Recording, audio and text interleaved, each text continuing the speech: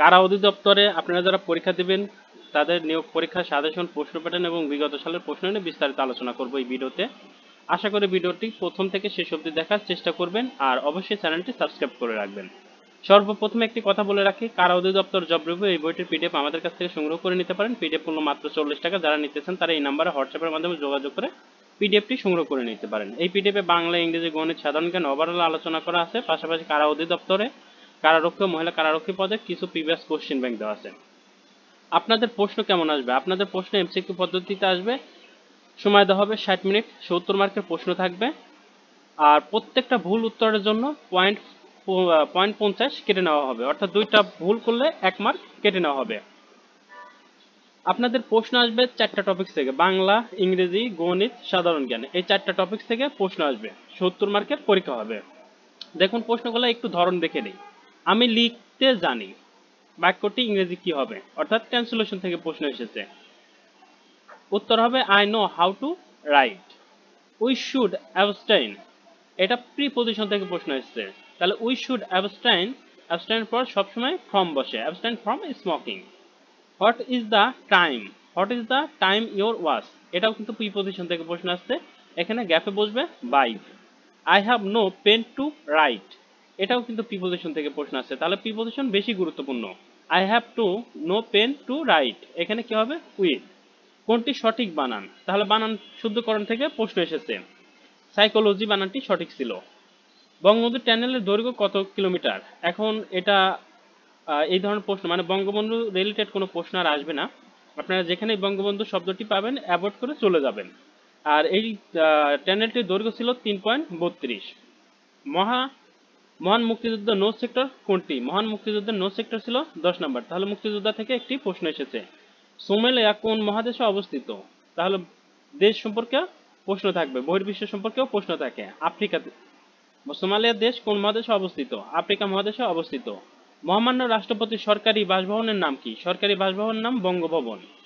বাংলাদেশে কত সালে জাতিসংঘের সদস্যপদ লাভ করে?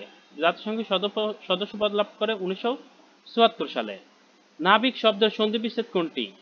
নই যোগ ইক, নাবিক। ক নাম্বারই উত্তর। চর্যাপদ এর পুঁথি আবিষ্কৃত হয় কত সালে? এর পুঁথি আবিষ্কৃত হয় 1907 সালে।